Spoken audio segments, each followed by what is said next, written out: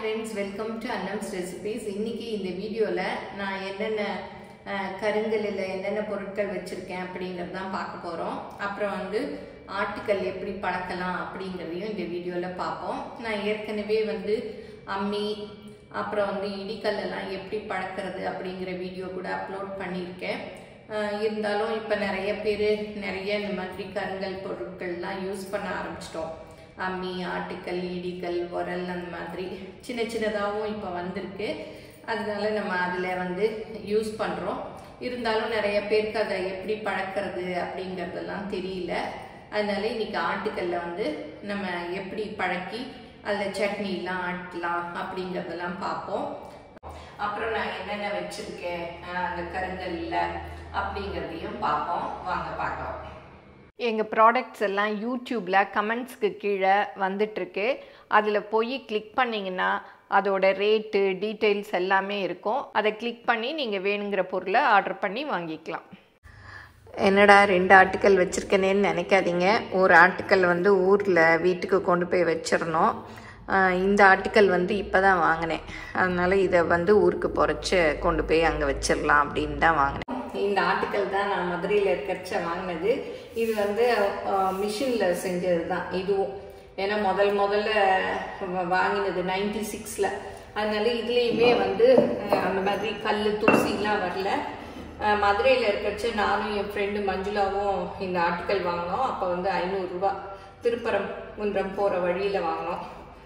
வாங்கி இது கொஞ்சம் நல்லா பெருசாக இருக்குது. அவங்களும் நானும் வாங்கினோம்.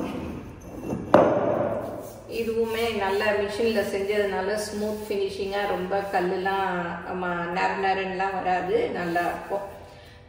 அப்புறம் அடுத்தது வந்து இந்த மஞ்சள் உரைக்கிற கல். இதில் வந்து மஞ்சள் உரைச்சிக்கலாம், சந்தனம் உரைச்சிக்கலாம், என்ன வேணால் நம்ம பண்ணிக்கலாம். சின்ன பிள்ளைங்களுக்கு வசம்பு அந்த மாதிரிலாம் கூட நம்ம தேய்ச்சி கொடுப்பாங்கள்ல, மருந்து உரைச்சிட்டு பிள்ளைங்களுக்கு, அந்த மாதிரி பர்பஸ் கூட இந்த மாதிரி யூஸ் பண்ணிக்கலாம். இந்த மாதிரி கல் ஜாமான்களில் நீங்கள் என்ன வச்சுருக்கீங்க, நீங்கள் எதுக்கெல்லாம் யூஸ் பண்ணுவீங்க அப்படிங்கிறதெல்லாம் கமெண்ட்டில் சொல்லுங்கள். அடுத்தது இந்த திருகை. இந்த திருகை வந்து ஒரு தடவை யூடியூப்பில் பார்த்தேன், கோயம்புத்தூரில் கிடைக்கிறதா. அது பார்த்ததும் எங்கள் மாமா பொண்ணுக்கிட்ட சொன்னேன். உடனே எங்கள் மாமா பொண்ணு வாங்கி கொடுத்துட்டாங்க. ரொம்ப ரொம்ப தேங்க்ஸ் அக்கா. இதில் வந்து அந்த காலத்தில் திருகையில் தான் வந்து மாவுருண்டைக்கெலாம் அரைப்பாங்க. இதை இப்படி வச்சுட்டு அப்போ பெருசாக இருக்கும். இந்த ஹோல்ஸ் இருக்கு பாருங்க, இதில் வந்து அந்த வறுத்த பாசிப்பருப்பை போட்டு இப்படி திருப்பினோன்னா அப்படி வந்து அந்த பவுடர் எல்லாம் அப்படி கொட்டும். இதுக்கு அந்த காலத்தில் கீழே வந்து ஒரு பெரிய ஓலையில் செஞ்ச கொட்டா, பனை ஓலையில் செஞ்ச கொட்டா அந்த மாதிரி வச்சுக்குவாங்க, தடுக்கு அந்த மாதிரி. நம்ம வந்து பேப்பர் வச்சுட்டு அப்படி பண்ணலாம். அப்புறம் வந்து பருப்பு பயிரெல்லாம் கூட உடைப்பாங்க. உளுந்து, தட்டைப்பயிறு, பாசிப்பயிறு அதெல்லாம் கூட இதில் போட்டு உடைப்பாங்க. அந்த மாதிரி பர்பஸ்க்கெலாம் இது யூஸ் ஆகும். இதில் கூட என்ன பண்ணலாம் அப்படின்னு கூட நம்ம ஒரு வீடியோவில் வந்து பார்ப்போம். அப்புறம் இடிக்கல், இது நீங்கள் பார்த்துருப்பீங்க பாருங்கள். யூஸ் பண்ணி நல்லா பழசாகவே போயிடுச்சு. நிறைய இஞ்சி பூண்டு இதெல்லாம் வந்து இதில் தட்டுவேன். அப்புறம் இது வந்து கிரானைட் அம்மி. கிரானைட் அம்மி எல்லாரும் வச்சுருந்தாங்க. சரி, ஆசையாக இருந்தது, நானும் ஒன்று வாங்கினேன். பாருங்க, இதில் மார்க்கரில் அவங்க ரேட் எழுதுனது எவ்வளோ தேய்ச்சி கழுவினாலுமே போகலை. இது என்ன போட்டு கழுவினா போகும்னு நீங்கள் யாரும் யூஸ் பண்ணியிருந்தீங்கன்னா கமெண்ட்டில் சொல்லுங்கள். நானும் போட்டு அந்த நார், இரும்பு நாரெல்லாம் போட்டு தேய்ச்சி பார்த்தேன், போகவே இல்லை. பாருங்க, அழகாக இருக்குது. இது வந்து நம்ம கிச்சன் மேடையில் வச்சுக்கிட்டோம்னா இஞ்சி பூண்டு அரைச்சிக்கலாம், கொஞ்சமாக சட்னி அரைச்சிக்கலாம், அப்புறம் ரசத்துக்கு கூட தட்டிக்கலாம். பாருங்க, இதில் வைக்கிறதுக்கும் அந்த மாதிரி ஒரு இடம் கொடுத்துருக்காங்க. இதில் அப்படியே இதை வந்து இந்த குழவியை வச்சுக்கலாம், இந்த மாதிரி வச்சுக்கலாம், அரைச்சிக்கலாம். அழகாக இருக்குது, க்யூட்டாக இருக்குது. நான் முதல்ல வந்து சும்மா அம்மி வச்சுருந்தேன், அது நல்லா யூஸ் பண்ணுவேன். ரசத்துக்கெல்லாம் டக்குன்னு மிளகு, ஜீரகம் அதெல்லாமே சேர்த்து இதில் அப்படியே அரைச்சிட்டு பண்ணோன்னா ரசம் சூப்பராக இருக்கும். ஒரு ஆர்கானிக் ஸ்டோரில் வாங்கினது. இது என்ன பர்பஸ்க்கு அவங்க இது பண்ணாங்கன்னு தெரியல, நிறைய அடுக்கி வச்சுருந்தாங்க. சரி, நான் எனக்கு வந்து இப்போ வீட்டில் எல்லாம் பாத்ரூமில் டைல்ஸ் எல்லாம் வலுவலுன்னு இருக்கு இல்லையா, கால் தேய்க்கிறதுக்கு அந்த மாதிரி இதுக்கு வாங்கிக்கலாம் அப்படின்னு சொல்லிட்டு வாங்கிட்டு வந்தேன். இன்னும் நான் எதுவும் யூஸ் பண்ணலை. நீங்கள் யாரும் இந்த மாதிரி வச்சுருக்கீங்களா, எதுக்கு யூஸ் பண்ணுவீங்க அப்படிங்கிறதெல்லாம் தெரிஞ்சால் கமெண்ட்டில் சொல்லுங்கள். நல்லா சப்பாத்தி கேட்குற கல் மாதிரி இருக்குது இந்த பக்கம் இந்த மாதிரி இருக்குது.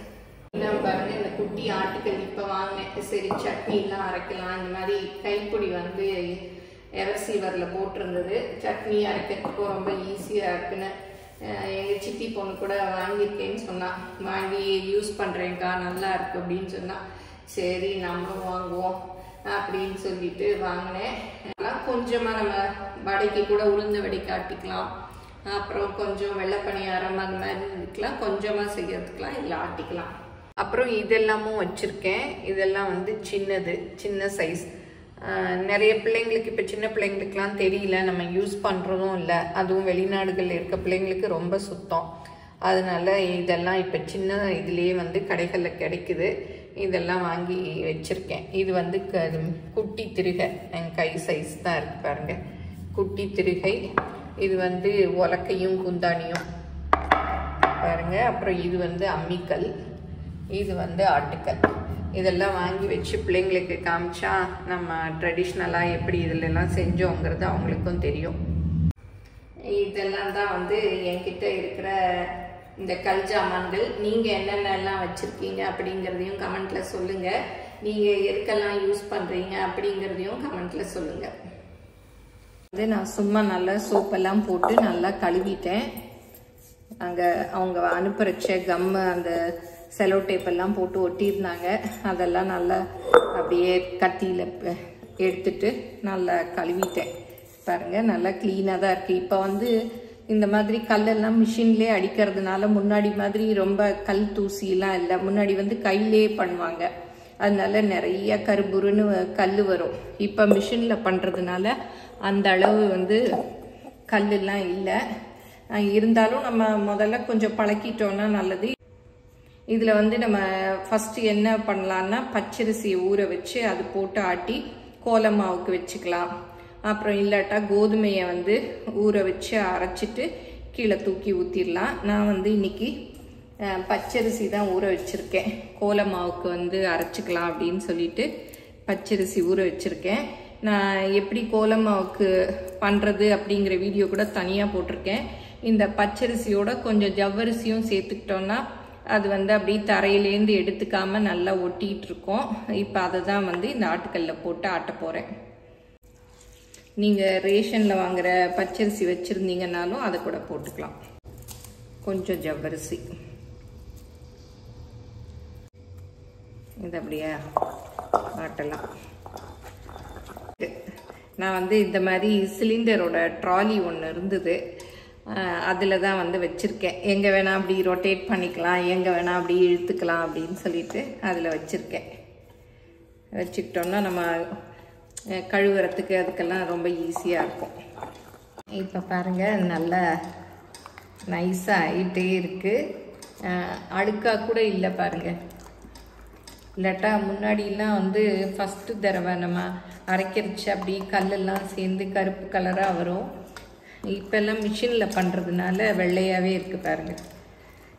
இருந்தாலும் நம்ம சேஃபுக்காக இந்த மாதிரி ஆட்டி எடுத்துட்டோன்னா இருக்கிற அந்த கல் தூளெல்லாம் வந்து இந்த அரிசியோடு ஒட்டி வந்துடும். நல்லா ஈஸியாக இருக்குது ஆட்டுறதுக்கு. இப்போ நைஸாக ஆயிடுச்சு. இது அப்படியே எடுத்துட்டு ஆட்டுக்கல் நம்ம எப்பவும் கழுவுற மாதிரி கழுவிட வேண்டியதான். ஆட்டின பச்சரிசி எல்லாம் இந்த பவுலில் எடுத்து வச்சுருக்கேன். இதை வந்து நம்ம அப்படியே தட்டில் நீங்கள் ஊற்றி வெயிலில் காய வச்சு கட்டி கட்டியாக உடச்சி கூட வச்சுக்கலாம். இல்லாட்டா நான் முன்னாடி செஞ்ச மாதிரி உருண்டையாக உருட்டி வச்சுக்கிட்டிங்கன்னா எப்போ வேணுமோ அப்போ வந்து கரைச்சிட்டு கோலம் போட்டுக்கலாம். தண்ணியாக இருந்ததுன்னா கூட ஒரு துணியில் வச்சிங்கன்னா நல்லா திக்காயிடும். அதுக்கப்புறம் உருட்டி போட்டுக்கலாம். இப்போ ஆட்டுக்கல்லை பழக்கியாச்சு.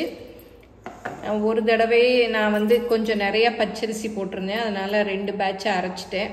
அதனால் போதும். இதை கழுவிட்டு இனி வந்து நம்ம எண்ணெய் சட்னி எல்லாமே இதில் வந்து ரெகுலராக நம்ம அரைக்கிறபடி அரைச்சிக்கலாம். பாருங்க, ஆட்டின பச்சரிசி மாவை இந்த மாதிரி துணியில் வச்சுட்டு நல்லா திக்காயிடுச்சு. இதை வந்து உருட்டி வச்சிட்டோன்னா நம்ம வந்து கோலம் மாவுக்கு யூஸ் பண்ணிக்கலாம். பாருங்கள், நல்ல வெள்ளையாக தான் இருக்குது. எல்லாம் உருட்டியாச்சு. 2 தட்டுக்கு வந்திருக்கு. இதை வந்து வெயிலில் தான் நல்லா காய வைக்கணும். ஏன்னா நிழலில் காய வச்சா பூசணம் பூத்துரும். நான் ஏற்கனவே சொல்லியிருக்கேன். நல்ல வெயிலில் காய வைக்கணும். நீங்களும் சுவையாக சமைக்கணுமா? எங்கள் மசாலா பொடிகளை யூஸ் பண்ணி பாருங்கள். அதெல்லாம் வாங்கணுன்னா ஸ்க்ரீனில் வர்ற வெப்சைட்டுக்கும் வாட்ஸ்அப் நம்பருக்கும் போய் ஆர்டர் பண்ணிங்கன்னா நீங்கள் வேணுங்கிறத வாங்கிக்கலாம். டைரெக்டாக சன்லைட்டில் இப்படி காய வச்சிடணும். அப்போ தான் நல்லா காயும். இப்போ உருட்டி வச்ச கோல மாவெல்லாம் பாருங்கள் நல்லா காஞ்சிருச்சு. நல்லா இந்த மாதிரி காஞ்சாதான் ரொம்ப நாளைக்கு நல்லா இருக்கும். ஈரமே இருக்கக்கூடாது. இது எல்லாத்தையும் ஒரு பாட்டிலில் போட்டு வச்சிடலாம். இப்போ இந்த பாட்டில் ஃபுல்லும் போட்டு வச்சாச்சு. மூடி நம்ம வெளியிலே வச்சுக்கலாம். நல்லாயிருக்கும். கோலம் போடுறச்ச வேணுங்கிற அளவு உருண்டை எடுத்து தண்ணியில் கரைச்சிக்கணும். நிறைய பேர் கேட்டிருந்தீங்க அரிசி மாவு எல்லாம் கரைச்சி போடலாமான்னு. அதெல்லாம் நல்லா வராது. இந்த மாதிரி ஆட்டி இந்த மாதிரி செஞ்சு வச்சுக்கிறதுல தான் நல்லா வந்து கோலம் போட வரும். இந்த மாதிரி ஒரு நாள் வேலை சிரமம் பார்க்காம செஞ்சு வச்சுக்கிட்டோம்னா நமக்கு இதை வந்து 1 இயர் 2 இயர்ஸ் வரைக்கும் கூட நல்லா இருக்கும். இப்போ ஆட்டுக்கல்லையும் பழக்கியாச்சு பாருங்கள். ஆட்டுக்கல்லும் பழக்கியாச்சு. கோலமாவும் ரெடி ஆயிடுச்சு. நல்லா காஞ்சிருச்சு. இந்த வீடியோ உங்கள் எல்லாருக்கும் பிடிச்சிருக்கும்னு நினைக்கிறேன். பிடிச்சிருந்தா லைக் பண்ணுங்கள். எங்கள் சேனலை மறக்காமல் சப்ஸ்கிரைப் பண்ணுங்கள். ஃபேஸ்புக் இன்ஸ்டாகிராமில் அன்னம்ஸ் ரெசிபீஸை ஃபாலோ பண்ணுங்கள். உங்கள் ஃப்ரெண்ட்ஸுக்கும் ஷேர் பண்ணுங்கள். தேங்க்யூ.